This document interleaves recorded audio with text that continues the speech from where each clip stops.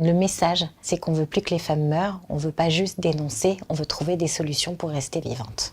En France, une femme meurt tous les 2 jours et demi de la violence de son compagnon ou ex-compagnon. Je m'étais exclue pendant des années d'emblée des potentielles victimes de violences conjugales. J'avais l'impression que ça concernait que les autres. Et arrivée chez mes parents, j'avais honte de devoir vivre de nouveau dans ma chambre d'ado avec mon bébé, d'être complètement perdue et je voulais savoir s'il y en avait d'autres des comme moi. Je manquais de personnes à qui m'identifier pour savoir si j'étais folle ou pas. Je me suis mis en tête de faire un livre où je raconterais qui avait été 125 victimes de féminicide en France, 125 étant le nombre annuel moyen de féminicides. Forcément, j'avais pu observer beaucoup de choses en les écoutant et beaucoup de manquements de la société, ce qui m'a donné envie de pointer les problématiques mais aussi d'apporter ma vision des solutions. Je voulais comprendre l'ensemble du problème pour qu'ensemble, on puisse trouver des solutions cohérentes et pragmatiques. Et puis j'ai eu des idées de projets. Le 8 mars, c'est la journée officielle consacrée aux droits des femmes dans le monde. Moi, je considère que le premier droit, c'est celui de rester en vie, tout en menant une vie libre et sereine. Et malheureusement, tant qu'une femme continuera de mourir d'être femme tous les 2 jours et demi en France, officiellement, parce que l'enquête que j'ai menée pendant 3 ans m'a prouvé qu'on était très en deçà de la réalité. Eh bien, il faudra continuer d'en parler, il faudra continuer d'expliquer ce qu'est la violence, il faudra continuer à le dénoncer et à le combattre. Ici, nous aurons des conversations aguerries avec des experts, des témoignages forts avec des familles de victimes, pour analyser, expliquer et surtout aider concrètement les femmes qui nous écoutent. On sort aussi un podcast qui s'appelle Rester vivante, qui va aborder les questions des idées reçues. Il y en a pas mal. La première déjà, c'est qu'on a généralement une assez mauvaise représentation de ce qu'est la violence conjugale. Pendant des années, on a dit aux femmes, à la première gifle, il faut partir. En réalité, il faut partir bien avant parce que le danger commence bien avant. Dans 60% des cas de féminicide, elles n'avaient jamais reçu de violence physique avant le jour de leur mort. C'est-à-dire que le point commun parmi toutes les victimes de féminicide, c'est la violence psychologique. C'est d'ailleurs pour ça qu'on a créé un test qui s'appelle « Suis-je victime de violence ?», qui montre ce qu'est la coercition à la maison, le fait d'être surveillé, le fait d'être insulté à répétition, le fait de devoir justifier n'importe quel déplacement, n'importe quelle fréquentation, en fait d'être dans un climat de peur. Une autre idée reçue aussi, c'est sur qui sont les agresseurs. Tout comme il n'y a pas marqué femmes victimes de violence sur la tête des femmes victimes de violence, il n'y a pas non plus marqué bourreau sur la tête des bourreaux. Les violences, elles arrivent dans tous les milieux et donc par tout type d'agresseurs aussi. Parmi les idées reçues aussi, il y a la séparation entre la vie privée et la vie professionnelle. Jusqu'ici, les entreprises, pour la plupart, se défaussaient de ce sujet en se disant que finalement, le rôle de l'entreprise s'arrêtait à la porte des foyers. C'est faux. Déjà, pour des questions pratiques, si une entreprise ne permet pas à ses salariés victimes de violences, ne serait-ce que d'aller porter plainte pendant le temps de travail, eh bien, ce sont des centaines, voire des milliers de femmes qui ne peuvent pas porter plainte, puisque chez elles, elles sont surveillées et elles doivent justifier n'importe quel déplacement. Donc, si au sein de l'entreprise, on n'adresse pas de message de prévention, on n'adresse pas de solutions que seule l'entreprise peut faire, en termes de mobilité, en termes d'accompagnement, on se prive d'une immense possibilité d'agir. Arrête de nous faire chier. Tout va bien quand t'es pas là, Sarah. Ok?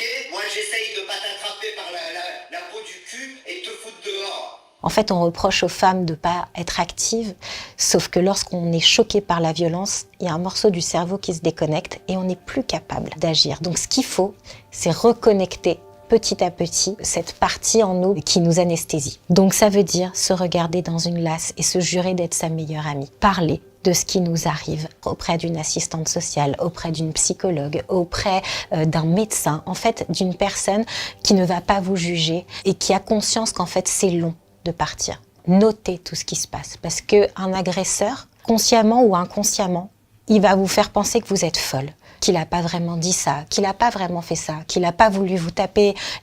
En fait, Tout cela est peut-être vrai, mais on s'en fiche. Ce qu'il faut, c'est regarder les faits. Et pour ne pas penser, le laisser vous mettre dans la tête que vous êtes folle, notez les insultes, peut-être enregistrer avec votre téléphone sans vous faire griller, mais en gros, pour pouvoir réécouter et relire et vous rendre compte que vous n'êtes pas folle. Si vous avez un doute en réalité, c'est qu'il n'y a pas de doute, mais on a besoin de preuves tangibles.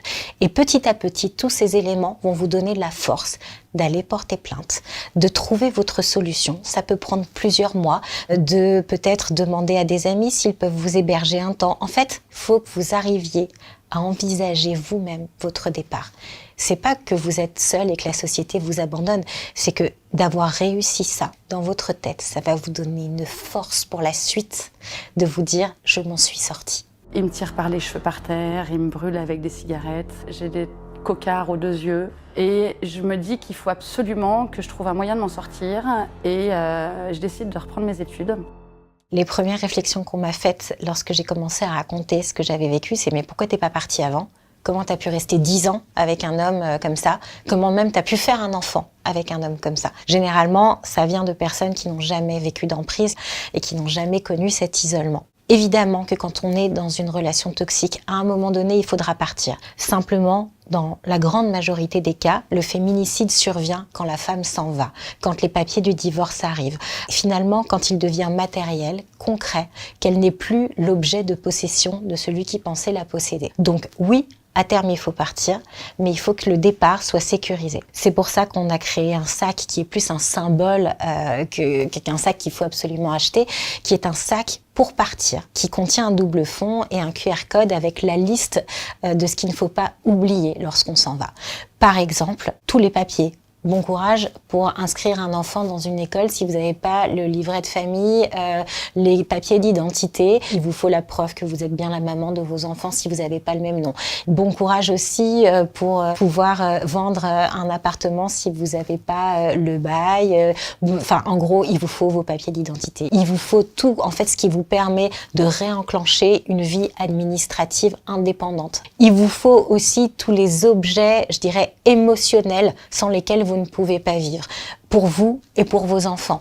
Et puis ensuite, au moment où on part, il y a des tonnes de choses à faire. Par exemple, d'aller faire contrôler dans n'importe quel garage qu'il n'y a pas de traceur sur votre voiture. Aller faire contrôler dans n'importe quel magasin de téléphonie qu'il n'y a pas de traceur ou de tracker sur votre téléphone. Ça arrive dans beaucoup plus de cas qu'on croit. Et surtout, si vous en constatez, il ne faut pas les enlever, il faut le faire constater par la gendarmerie ou la police. Et il y a, devinez, entre 1000 et 3000 bracelets anti-rapprochement. Il en faudrait 100 fois plus. Il faut savoir que le juge aux affaires familiales doit demander l'autorisation de l'agresseur, du mis en cause, pour pouvoir lui faire porter le bracelet anti-rapprochement. Ce qu'on aimerait de la part de la justice, c'est qu'il y ait à disposition plus de bracelets anti-rapprochement. Ça veut dire aussi avoir des personnes derrière les standards qui peuvent réagir lorsque l'alarme se déclenche. Les associations font un énorme travail, mais effectivement, à ce niveau-là, on est un peu coincé. En réalité, toutes les lois existent. Le problème, c'est que tout le monde n'est pas forcément au courant. Je prends un exemple. Aujourd'hui, dans les cas de féminicide, c'est aux familles de nettoyer les scènes de crime. Depuis janvier dernier, il y a un décret comme quoi les familles peuvent faire appel finalement à l'État. Sauf que ce n'est pas appliqué, ce qui est profondément injuste. Si vous voulez, toute l'artillerie, je dirais, juridique existe. Encore faut-il que les familles soient au courant, que les femmes soient au courant, qu'elles se sentent concernées et que du coup, on puisse appliquer la loi. Un départ, c'est très déstabilisant. Ils savent plus très bien où ils habitent, donc il y a besoin d'un petit cocon pour eux, pour faire une sieste, un endroit pour que les enfants puissent dormir. On est en train de créer une expérimentation dans le Val d'Oise, dans le 95, d'un concept de ce qu'on a appelé les chambres à soi pour les femmes qui viennent de porter plainte. On sait que les solutions d'hébergement sont possibles en général au bout de 24 à 48 heures. Mais lorsque vous êtes une femme, que vous vivez par exemple en zone rurale, comme c'est le cas de la moitié du Val d'Oise, que vous allez à 18h30 porter plainte à la gendarmerie et qu'elle ferme à 19h, qu'est-ce que vous faites ? Voilà, vous sortez de là, il est 19h, vous êtes avec vos enfants et vous avez nulle part où aller. Donc nous, on est en train d'essayer de faire le lien entre les existants en mettant à disposition des gendarmeries, des commissariats, des chambres où il y a tout pour se changer, pour laver du linge, pour nourrir un enfant, pour justement se renseigner sur ce qui est possible aux alentours pour pouvoir s'en sortir. Je décide d'intégrer un groupe de parole avec l'idée que peut-être cette confrontation à la parole des uns et à la parole des autres leur fera prendre conscience individuellement. Ce qu'ils ont fait est grave, sachant que qu'on ouvre les dossiers et qu'on regarde qui ont été ces petits garçons avant de devenir ces hommes, on voit qu'eux aussi se sont fait frapper, dans l'immense majorité des cas.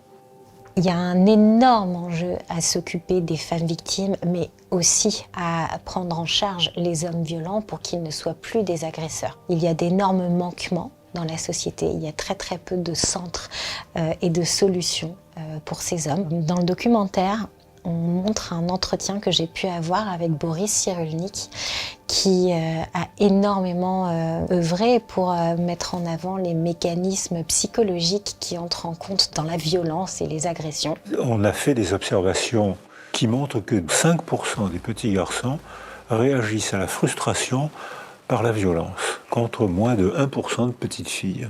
Et en les punissant, on confirme la violence, on leur apprend la violence.